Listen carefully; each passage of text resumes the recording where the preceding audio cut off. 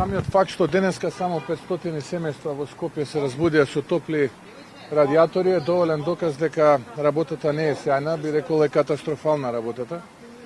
Цениме дека како ВМРО ДПМН во овие тешки моменти треба да се помогне, тоа го правиме веќе 2 недели. Разговаравме и со коморите, разговаравме и со бизнисот. Нормално секојдневно комуницираме со граѓаните. Побаравме и официјално средба, еве конечно не знам дали беше од суета или ради други причини.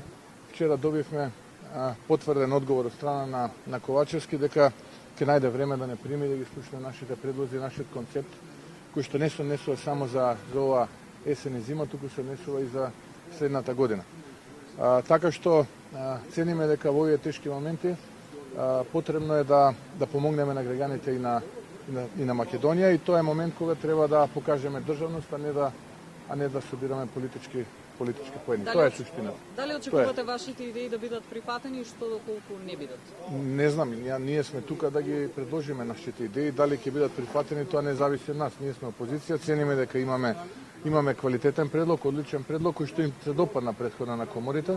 Не гледам причина која коморите тоа го прифатија, зашто владата да не го прифати, мајки преди дека нивниот капацитет е помал од страна на владата отколку тој што е на коморите. Дали за друга тема би разговарале освен за енергетската криза? Дојден сум само за енергетска.